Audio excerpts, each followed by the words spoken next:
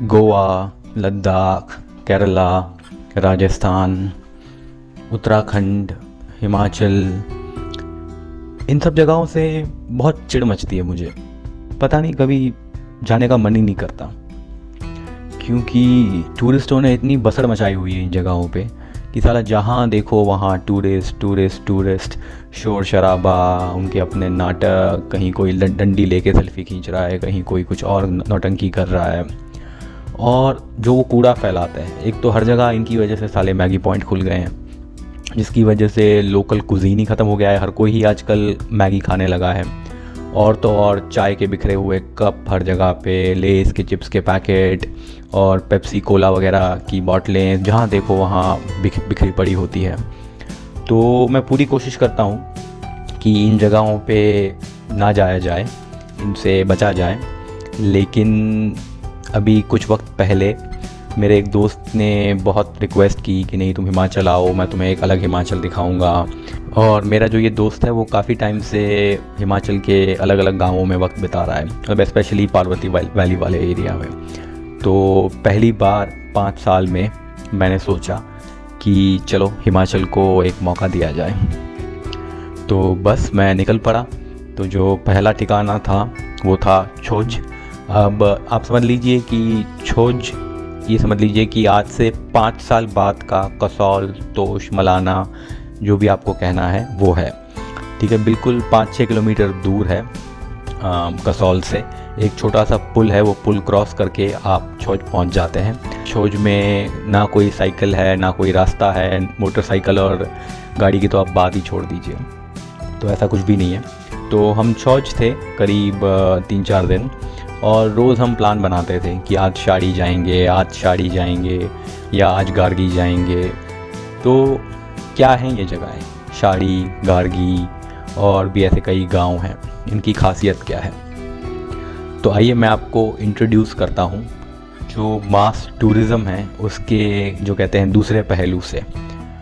तो क्या हो रहा है कि मनाली, शिमला, कसौल, तोश, मलाना, ये सब आम गांव हैं, शहर हैं या टाउन हैं, जैसे हमारा आपका शहर है। ठीक है, अब आप खुद ही इमेजिन कीजिए कि आपका जो गांव है उसमें इतने टूरिस्ट आ जाएं कि आपकी जो नॉर्मल लाइफ है वो डिस्टर्ब हो जाए। तो इस केस में आप क्या करेंगे?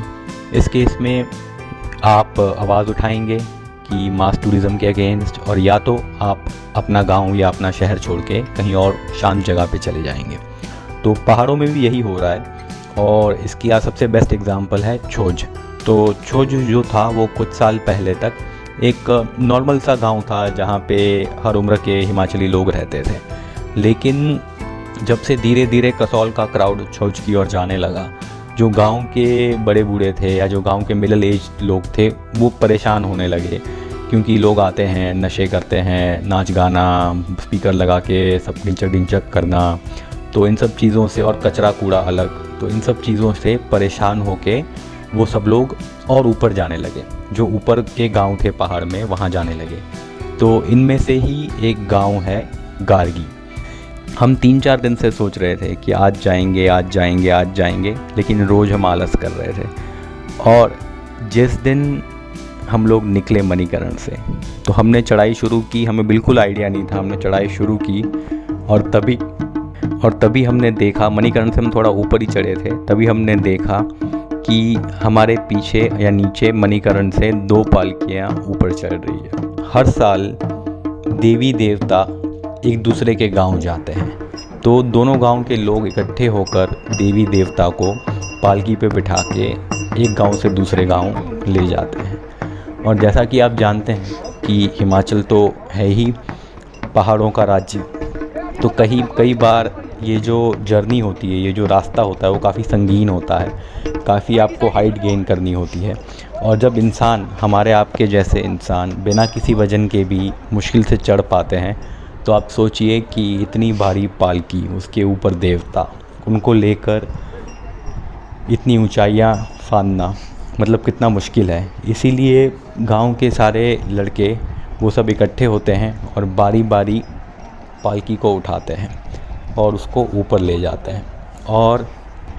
और ये जो पालकी है, ये पालकी के साथ पूरा काफ़िला चलता है, जिसमें छड़ीदार, भंडारी, पुजारी, भजंत्री सब लोग होते हैं। छड़ीदार मतलब कि जो देवता की दैविक छड़ी मतलब स्टिक, लकड़ी लेके आगे चलता है। भंडारी होते हैं मतलब जो हमारे बनी हो गए वो पुजारी, तो पुजारी ही है। और भजंत्री मतलब जो गाना बजाने वाले या म्यूज़िकल इंस्ट्रूमेंट्स प्ले करने वाले लोग होते हैं, उनको बोलते हैं भजंत्री। तो ये पूरा काफ़िला साथ चलता है। ये एक बहुत यूनिक एक्सपीरियंस है और ये अपॉर्चुनिटी हर किसी को नहीं मिलती, और वो भी बिल्कुल इस तरह से अनप्लान्ड वे में। अगर आपको देवी देवता के साथ और पूरे काफ़िले के साथ एक सफ़र करने मिले, तो इससे ज़्यादा मुझ जैसा इंसान क्या चाह सकता है। तो आइए मैं 2-3 चीज़ें आपके साथ शेयर करता हूँ जो मुझे इस काफ़िले के साथ सफ़र करते करते पता लगी। तो सबसे पहले तो जो लोग देवी देवता को कंधे पे उठा के चल रहे थे, उन्होंने मुझे कहा कि ये जो पालकी है, ये पालकी अगर 4 से 5 पहलवान आके भी उठाने की कोशिश करें, और अगर देवी देवता का मन नहीं है आगे बढ़ने का, तो वो लोग उठा नहीं सकते। जो भी चीज़ होती है पूरे सफ़र में, ऊपर से नीचे और नीचे से ऊपर तक के सफ़र में, वो पूरी देवी देवताओं की मर्ज़ी के हिसाब से होती है। कई बार वो कहते हैं कि उठाते उठाते अचानक किसी के अंदर देवी देवता की शक्तियाँ आ जाती हैं, या वो महसूस करने लगते हैं और वो अचानक नाचने लगते हैं। और कई बार वो कहते हैं ऐसा भी होता है कि चारों के चारों जो पालकी उठाने वाले हैं, वो अगर हट जाएं, तब भी जो पालकी है वो ज़मीन पे नहीं गिरती, वो हवा में ही उड़ती रहती है। तो अब मैंने अपनी आँखों से तो नहीं देखा, लेकिन उनके मुंह से ये सुना, और कहीं ना कहीं एज अ ट्रैवलर मुझे लगता है कि हम लोगों को इन चीज़ों का पे विश्वास करना चाहिए, क्योंकि साइंस जो है वो हर चीज़ को एक्सप्लेन नहीं कर पाता, ठीक है। और साइंस अपने आप में भी एक एवर ग्रोइंग फील्ड है, एवर चेंजिंग फील्ड है। कई चीज़ें कई सालों तक यूरोपियंस को ये लगता था कि ज़मीन जो है वो फ्लैट है, समतल है, जबकि काफ़ी सारे और कल्चर्स थे, सिविलाइजेशंस थे, जिनको पता था कि ज़मीन गोल है। तो जो यूरोपियन साइंटिस्ट थे वो सालों तक कहते रहे कि नहीं, तुम लोग पागल हो, बेवकूफ़ हो, तुमको कुछ पता नहीं है, हम लोग तुम लोगों से ज़्यादा होशियार हैं, हम लोग तुम लोगों से ज़्यादा आगे हैं, और बाकी दुनिया मानती रही। तो आज भी हम जिसको साइंस बोलते हैं वो कहीं ना कहीं वेस्टर्न साइंस है, जबकि ईस्टर्न फ़िलासफ़ीज़ या इवन जो आदिवासी फ़िलासफ़ीज़ हैं दुनिया भर में, उस पे भी हमें थोड़ा गौर फरमाना चाहिए, और उस वहाँ के जो धर्म हैं, उनकी जो लाइफस्टाइल है, कस्टम्स हैं, रिचुअल्स हैं, उन पे भी हमको फोकस करना चाहिए। तो आई होप कि आप लोगों को मेरी बातें पसंद आई और ये एपिसोड भी पसंद आया। जो भी आपके व्यूज़ हैं प्लीज़ आप शेयर करें। और ये था गार्गी विलेज का एक छोटा सा टूर, और उसके साथ साथ कुछ मेरे थॉट्स, मेरे ख्याल और विचार। Thank you.